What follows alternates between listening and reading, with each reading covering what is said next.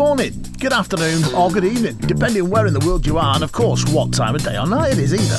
Welcome to the podcast Up on the Edge with Al and Owen. I'm your host, Alan Neild, Big Al, or just Al, whatever you want to call me. And each week, I'm going to be joined by regular co-host Owen Sherratt and other special guests along the way too. Right, let's get right into it. This is the podcast Up on the Edge. No. So there you go. Joining us all the way from that island prison, Australia, is Karen. Karen, good evening or morning, wherever you are. So, nice to meet you, Owen. Yeah, it's morning. lovely to meet you too. Yeah, obviously the better looking one in the family, if you don't mind me saying. Hello, I'm here. Oh, sorry, Al. Hey, listen, you're turning around and saying the better looking one in the family. Let me tell you something. When she was on the podcast the other day, she didn't look like that. She's got up and she's put makeup on. And where she is, my hair, whatever. Sure. Yeah. Where she is, it's about 7 o'clock in the morning. So she's been up about 3 hours sorting that out. Give over. Natural beauty doesn't take that long to put right out. Oh, what have you done to your hands? Oh, well, the cat did to my hands. The cat did to your hands. Is that the snake incident that Al was telling me about? Yes. Yeah. So the two cats were facing off a snake and I was trying to get the cat to safety and she just freaked out and went for me instead. So I've ended up with 32 stitches. Wow, 32 stitches. Oh, I don't think I had that many. I had my gallbladder out. So I'd have just left the cat if I was, or took bets on it or something. Who'd win? Yeah. 2 on 1. But the big python, they eat possums and possums are about the same size as my cat. So I'm not going to take that chance. No, don't blame. So do you normally shoot the snakes then, or is he leave poison out for them, or are you not allowed to or anything like that? Oh, gosh, no, they're protected. You have to get somebody to come and remove the snake. But most of the time you just leave it. Pythons are great because they're not poisonous, right. And they eat like rodents and things, so they're great, and they eat other snakes as well. So they're great for keeping the area clear of other pests because there's a lot of other much more deadly snakes around. So yeah. So do you think you could befriend this one and keep it as your own, or you could like incorporate it into an act or something? No, thanks. Listen, the land that they've got stretches over, is it 1,500 acres or something silly like that? So there's probably more snakes on their land than there are human beings. Wow, that's something to think of. Definitely more snakes. Yeah, definitely. So then, Karen, I believe you were exiled from Oldham for crimes against the state. And that's how you've ended up in Australia. I was exiled a long time ago. Yes, I left Oldham in 1983. I went to university in Nottingham, and then I moved down to Bristol. I went down to Bristol, and then from there we moved over to Australia. Yeah. And I've kind of hopped around Australia because she's lying. Is catching up with me. She's lying. Time. She's lying. Come on, Al. Tell us the truth. She lived in Bath, and then she went to Bristol. Actually, no, she went to Bristol, then Bath, and then Bristol. Then Bath. And then Bristol. Then Australia. So, because I'm led to believe you are a regular blogger and podcaster. Is this true? I am, yes. So I have a podcast and blog called Menopause, Marriage and Motherhood. So, it kind of sums up my target market there. Yeah. So it's just about connecting women because I find myself, we got all the nuclear families now, and people all my family is still in the UK. Half of John's family is still in the UK. So it's just nice to be able to connect with people and try and create a community, even though we're a long way apart. And the internet's great for that. And I have the best time, Owen, because I get to talk to people all over the world. It's just so cool. And meet all these fabulous people. It's great. So I have the best time. He sounds it. And of course, speak to us as well, although Alan is related to you. Speak to you as well. Yeah, so obviously without having to go too far into it, because it is kind of self-explanatory what your podcast and your blogs are about. So I take it's for women of a certain age. It's for women of a certain age, and it's about sharing. It's not. So it is. It's for women of a certain age. It's about sharing experiences. And because menopause and midlife and the kids leaving home, that kind of thing, it's not something that is openly discussed. No. And because we've been, we're isolated more than we were, say, 50 years ago, it's not like we've got that support network around us. So I found myself in menopause, and the doctor literally just said, here's some antidepressants, you'll be okay in a few years. Like, that was it. It'll pass like wind. It'll go. You'll be fine. You'll be fine in a few years. Just hang on in there. And I'm like, well, that's kind of not acceptable. What am I supposed to expect? What is it, what are the different things that I could experience in menopause?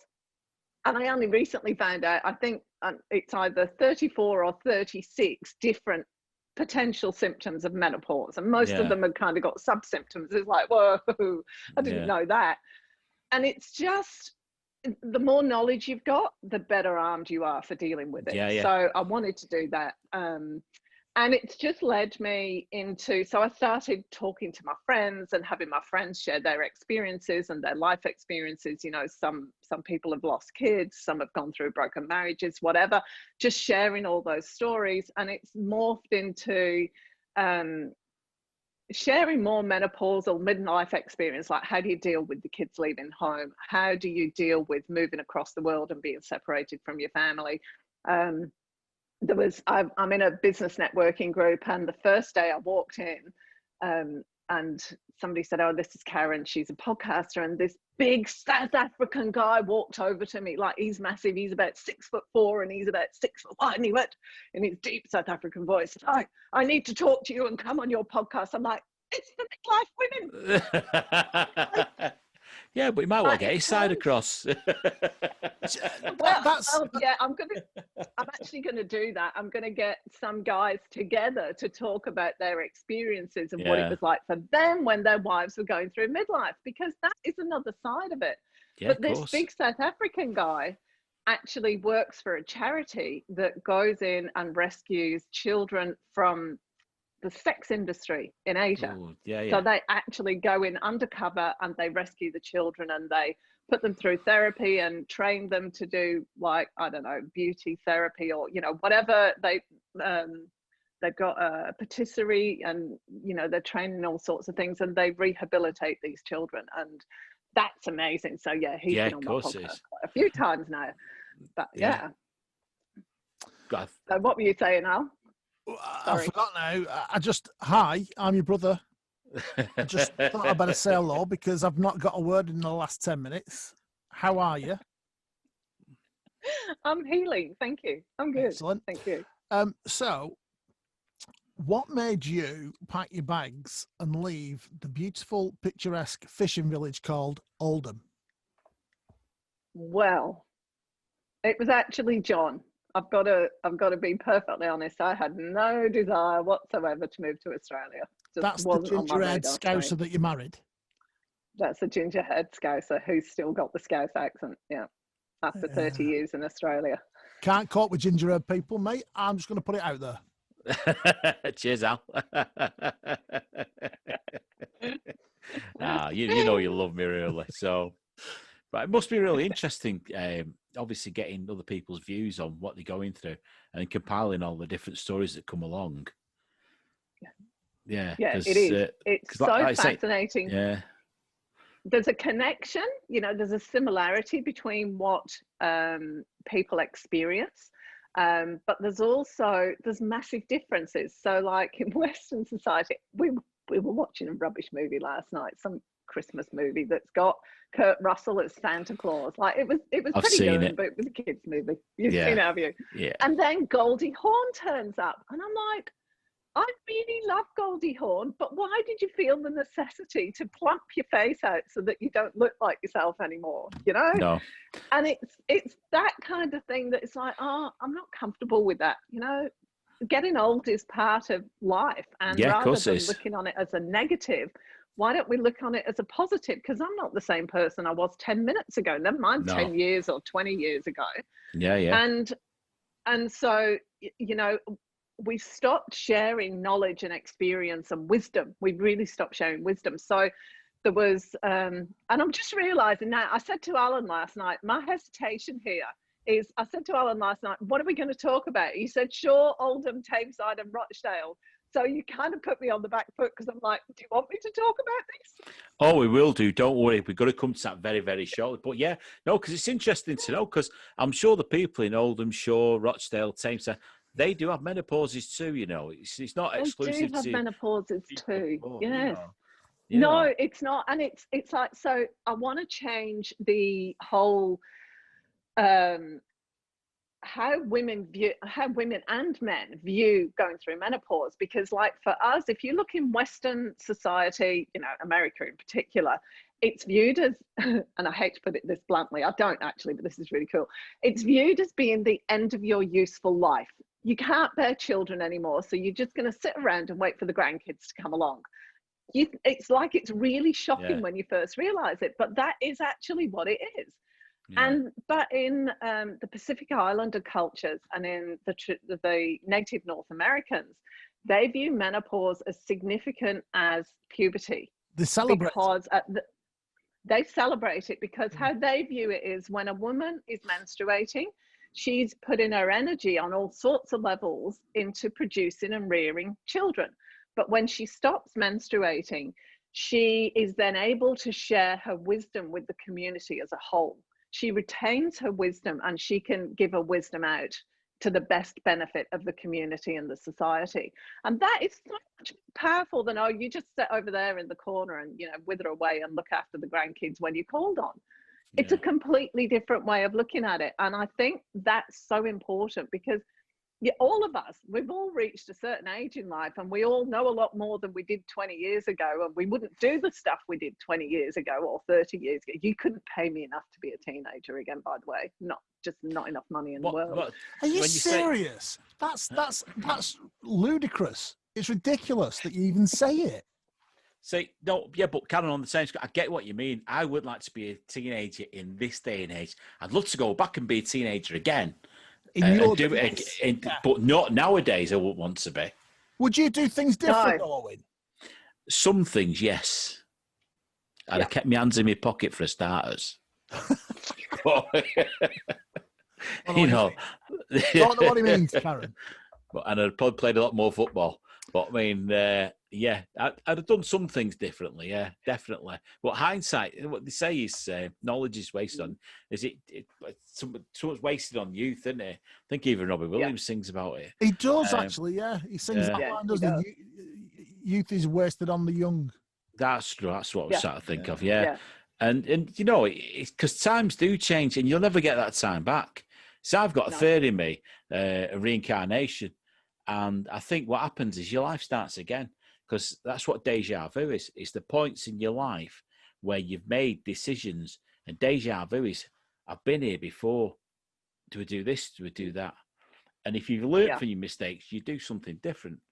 And I think you actually live your life again. Red pill, blue pill. Blue pill. So, do you know, I've never watched that movie all the way through. I think it's so boring. Really? It's a great film. I don't think Owen's got a clue what we're talking about, by the way. I think I know what you mean, but I can't remember the film though. It's The Matrix. The Matrix, that's the one. I've never seen it. Never seen it. Mate, what a film. Loads of people told me I need to watch it. Oh, what a film. But it's rubbish. It's not. So can you see yourself coming back to Oldham then, Karen, or do you think you're quite happy there? I think I couldn't live in the UK because I miss the sunshine. I mean, the big thing about Australia is we get sunshine a lot of the time. Unless you're in Victoria and Tasmania, then you don't get a lot of sunshine. Weather's like Manchester down there. But, you know, the rest of Australia, and the other thing I enjoy about Australia is it's very down to earth. You can't tell how much money somebody's got by the way they dress or the car they're driving. And I really like that. So nobody makes assumptions about who you are, unless you're in Sydney. Sydney's quite snobby. Can I ask a question? Sorry to interrupt your conversation, the pair of you. What car do you drive, Karen? BMW, Alan. Is that just a normal BMW or? Yeah, it's actually a bog standard BMW. So when I go and buy a car, I get the X demo models, so I get a big discount on them. Can't fault you. I'm married to a Scouser, Alan. I'm married to a Scouser. So I take it because you're married to a Scouser, you've no wheel trims on your car then? No, he sells everything. So he bought the top of the range Prado, right, a few years ago. Yeah. And he was too tight to buy the metal cover that goes over it, you know, the plastic cover that goes over the tyre on the back. He put the box on. Like $400 for the cover for the tyre on the back. Sounds about it. Probably thought I could steal while being a Scouser. Anyhow, yeah. Well, so the thing is, obviously, and I've got to ask this: what was Al like growing up with? Oh. Be careful. Now, there's no holds barred here, and remember, he can't reach you from there, so you can just be as frank and as honest as you can be. Jesus Christ. So he was 5 years younger than me, right? 6. And you'd never tell. 6. 5.5. 5.5. And but he was as tall as me and weighed at least as much as me from when he was about 6 years old, because I was like quite short. But he was a gentle giant.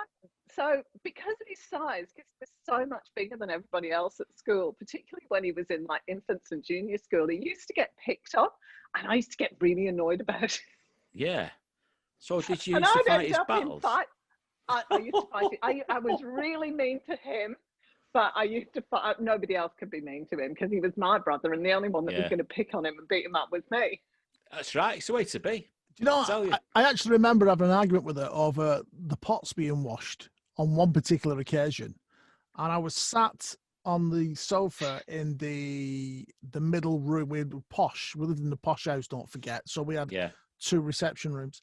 So I'm in the middle room, she's in the kitchen. You can see through from the middle room to the kitchen, and she's the far end of the kitchen, and she was complaining because the knife hadn't been washed properly. And I'm going, oh, whatever, shut up. And this knife hit the wall there, right at the side of my head. How she didn't bump right into my eye, I have got no idea. She was horrible to me when I was growing up. Some of the stuff, listen, let me tell you something, mate, right? I cried proper tears because what she'd done was she got my Etch-A-Sketch, right, which was my pride and joy. You know the one, right? Yeah, no, the one. I was really good at this. Still not bad, right, with an Etch-A-Sketch. She put it, right, what? She put it under the leg of the bed. Yeah. And used the bed as a trampoline. Brought me Etch-A-Sketch. You broke his Etch-A-Sketch. He hasn't told you why I did that, though, Owen. Well, pray tell. Put your side forward, please. Because I was a really avid reader, right? So this I had all of the Enid Blyton books and everything else. And what he'd done, I don't know what I'd done to him, but what he's done is he'd gone through and ripped out the last page of every single book. Genius. Back of the net. Last page. I'll tell you, listen, it's genius, isn't it, mate? I don't even know where I got it from. I'll tell you what it was, right? Genuinely. I'd been out and I'd bought my first record with my own pocket money. I saved my pocket money up for a few weeks. Which was? It was Jonah Lewis, Stop the Cavalry. Wow. And I walked down to Shaw in the snow, and where we lived at the top of Grange Road, it's not as bad now, but we would get 3 or 4 feet of snow, no problem, right? And I walked all the way down to Shaw, which is probably a mile and a half. Bought it from the local record shop, walked up. When I got back, the record and the cover, the paper cover was soaking wet through. That said to me, let's put it on the radiator, dry it out. I can't believe you had radiators. It was like that. You know, right? Oh, when you've never seen anything like it. She was just the biggest bully to me when I was a kid. And I can't even start to tell you. Oh, it was horrible, mate. I'd cuddle you if I could, mate. I'd put my arms around you. Ironically enough, Karen, you came back last year. You had some time. You spent a month with us, didn't you? And it was great. We had a right ball. Yeah, we do. Genuinely, is there anything you miss about the UK? Oh, I miss family and friends. I actually love the atmosphere, the moors. I miss the moors. Moors. Stay off the moors. Do you know what I did? When she landed, right, she got off a plane, she left the bags, I went, right, come on, get it, car, we're going out. And we went up to Denshaw, and I got the wife to drop us at the Moorcock at Denshaw, and we walked back over the tops, didn't we? It was the first thing you did when you got back in the UK. Yeah, it was great. And I was so excited because the Wimberries were out. I'm like, oh my God, we're going to go Wimberry picking. I think I'm a slow walker, but I had to keep stopping for her because she's... Wimberries. So it was like going for a walk with a forager. So if there's something you could set from the UK and re-establish where you are now in Australia, what's the main thing other than Al, obviously? Romeo and Juliet's. I'm telling you, she was there every week. Rose and Joe's, yeah. Rose and Joe's. I was. Yeah. Where else did you go? In Oldham, not many places. I rarely went down Manchester. I was going out with a guy called Mike Holt for a few months, and he used to go down Manchester, and he used to go to the Hacienda. Oh, the Hacienda. So we went to the went to the Hacienda. But I didn't like Manchester. I went to watch Fad Gadget somewhere in one of those little nightclubs under the railway arches one year, and I saw Iggy Pop and a couple of other people, but I never went down to Manchester. And I had my horse until just before I went to university. So that kind of kept me occupied. And then I went to Nottingham and I was out in Nottingham. So I never really went many places, but I used to go out with Mitch, if you listen to this. We used to go out and we'd go to the park. She lived in Royton. We'd go to the park in Royton and we'd buy a bottle of Malibu and a bottle of Coke. And I used to, it was the 80s. We'd have these big overcoats, so we'd hide them inside the coats. So we could take them into the nightclub. So we'd sit and we'd drink half of it in the park in Brighton, and then we'd get a taxi. Because Dad had a taxi at the time. I couldn't go anywhere without a taxi driver following me, and they'd be on the phone. Go, Frank, your daughter's walking down Rochdale Road. Do you want me to pick her up? Which was great because when we came out of the nightclubs and we were absolutely sozzled, we just walked straight to the front of the taxi queue and we'd get taken home right away. It's fantastic. They'd have probably left out. The number of times I've been tailed because I've been walking along the road with some boy or other. I'd be telling the taxi driver to just stay with her till I get there. There'll be words. When you came back then last year, had much changed since you was last here? Was it all recognisable? It was mainly recognisable. Like a few roads have changed. There's new buildings in place. There's Shaw Baths, isn't there? Like, oh my God, what's that about? Tommyfield Market, like little things like that have changed. But when you get into, you go up onto the moors, it doesn't look that much different from up there. It's surprising when you're looking down on everything, because I spent all of my teenage years up on the moors on the horse. It surprisingly doesn't look that different. It's kind of encroached more, but it's not. It's really interesting. When we first came over here, one of John's cousins and his wife had been living here for about 8 to 10 years at the time. And she went back to the UK to see her family, and she walked into the pub. And as she walked in, somebody said to her, "Oh, what are you doing here? I thought you'd moved to Australia." She said, "I left 8 years ago." Yeah.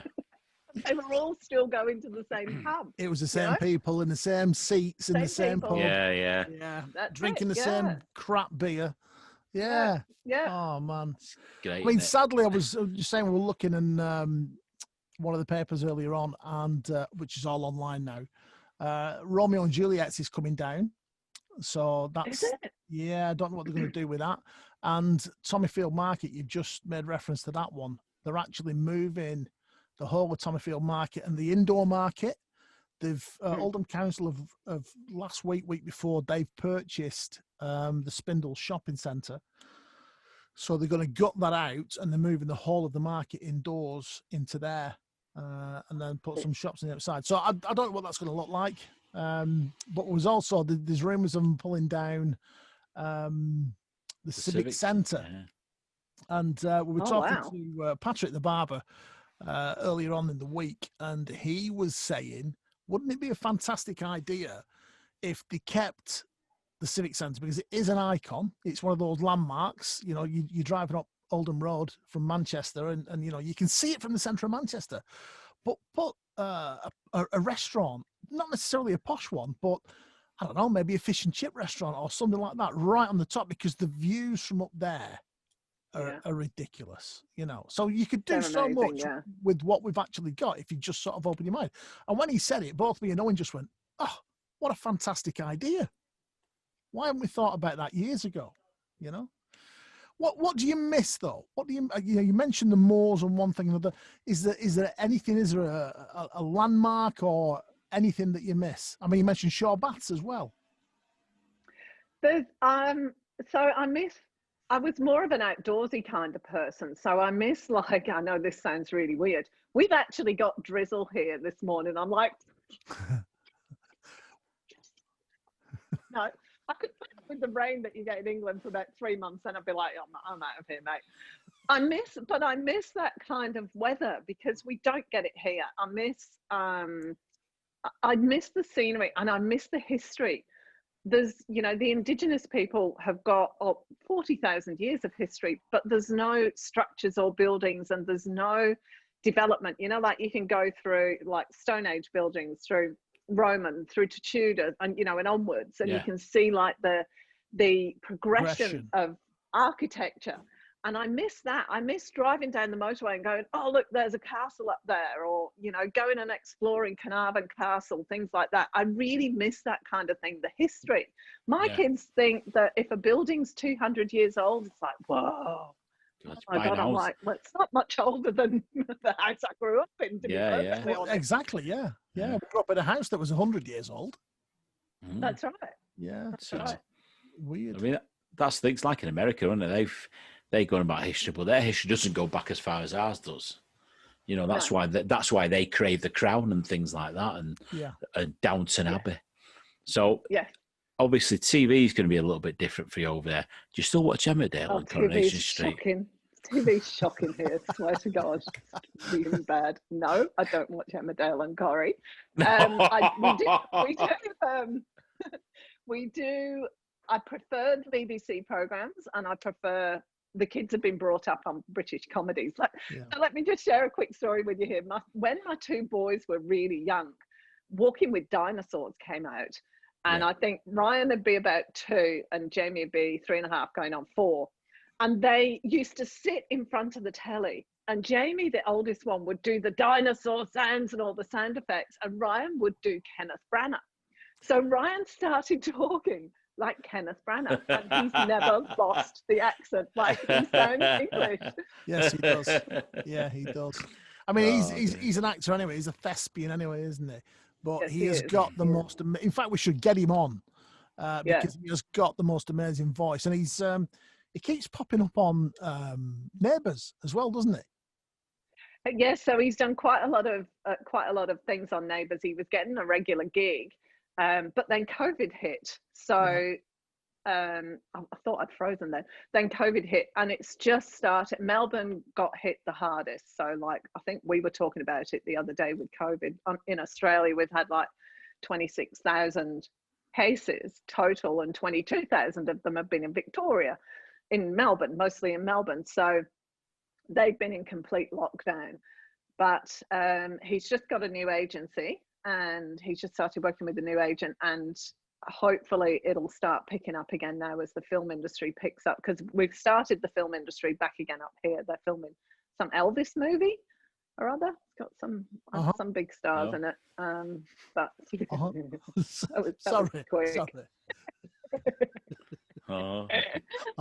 But hopefully that'll pick up. But the history and the architecture, and just the whole atmosphere of, you know, we got however many thousands of years, because we don't here. So if you could pick something up, one thing you could pick it up from the Northwest, ship it across to the Gold Coast where you are right now, what would it be? My brother. Oh, What, have you got another brother?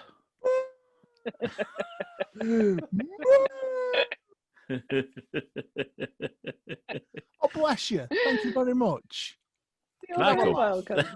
Yeah, you can come. Yeah, absolutely. Yeah.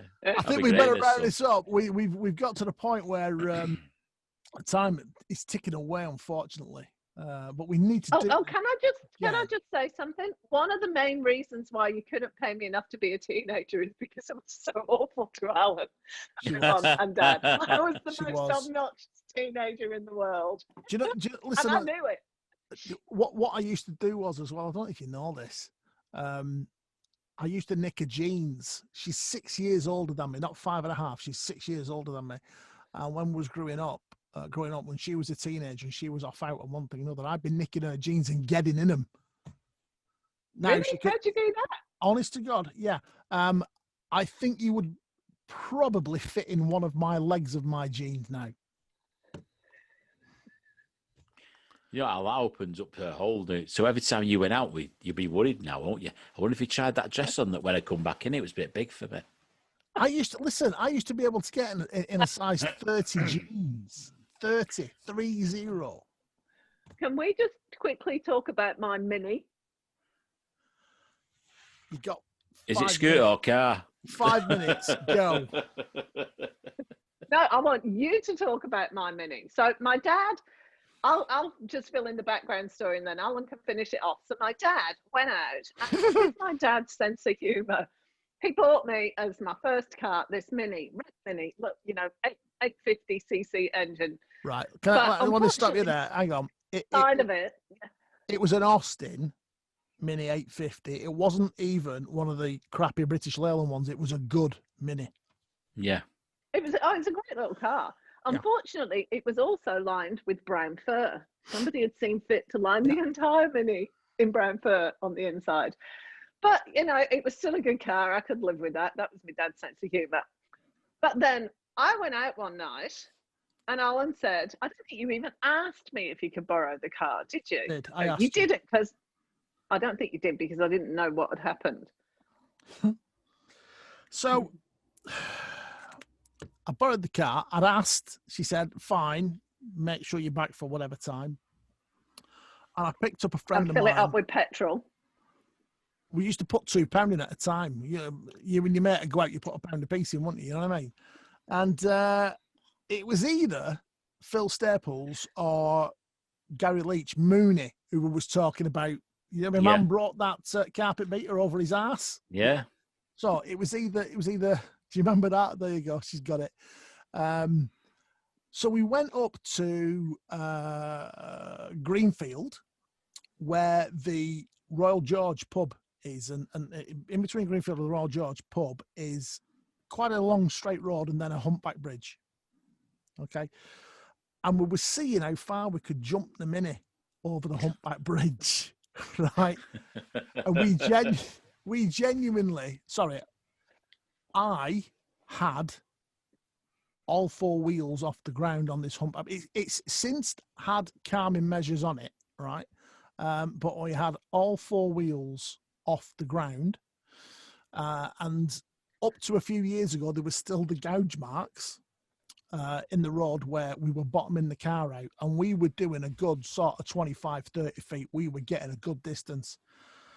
And what happened was there was clearly a manufacturing flaw in the car, because the rear suspension units came through the actual car body, and the car ended up driving home sat on the back tyres. So it pretty much wore the tyres out as well by the time we got back from Greenfield to shore. Now, Karen seems to think that that's my fault, when clearly it was a manufacturing problem. It must have been a Friday afternoon car or something like that. But I got the blame for it. And that's the kind of sister that I grew up hang with. on. I got the blame first because I got in my car to go somewhere the next morning. I went, Dad, my car sounds really bad. And then he went off at me. Like, what have you been doing to this bloody car? And I did not know you'd been in it. I was And I left it. Said, you don't only believe that for fessed one up to second. that. You fessed up to that about 5 years ago. Really? Yeah. Yeah. You only fessed up to it about 5 years ago. Jesus, it's probably... And you said, I've got something to come clean on. Do you remember when your Mini broke down? But then, my dad used to buy and sell cars as well, and I got given an Alpha Sud, a black Alpha Sud TI, right? It was rapid, and it looked the absolute business. And he took it off me. Not very far. Yeah. Well, he took it off me and said, "You're going to kill yourself in that." And he gave me a 2-litre S Capri, like, you know. All right then, here we go. And he sent the you had the Alpha Sud, didn't you? But were you living in Bristol or were you living in Bath at the time? I can't remember. I think it was Bristol. And how long did you have it before you blew it up? No, I sold it. I didn't blow that one up. I blew up another one. No, I didn't. I sold that one. I blew up the little green car, the Renault or the Fiat, or I think it was the Renault. I blew the Renault up. Mate, abandoned it somewhere over a motorway bridge. She had the Alpha Sud a week, and she popped the engine on it. God, he's telling lies. Women in cars, mate. Honestly, women in cars. Right, seriously, we have so much we've got to do this again because there's so much I can grass her up on. It's ridiculous that we've not got round to because you two couldn't stop gabbing. Hey, you know, when you just meet someone that's interesting now, you can't help yourself, can you? Well, why don't you, when the restrictions are up, why don't you get on a plane, right, and get out there because you'll have the time of your life. I might take my motor home. Yeah, take your motor home. Yeah. How much would that cost you? Get DHL over there, you know what I mean? Your motor home would be ridiculous. Yeah. Go on a boat. That's what she did, £10 bomb. £10 bomb. Thanks very much. Karen, thanks so much, you. guys. And you, Owen. Nice to talk to you. See you. Lovely to meet you. Take care now. Bye.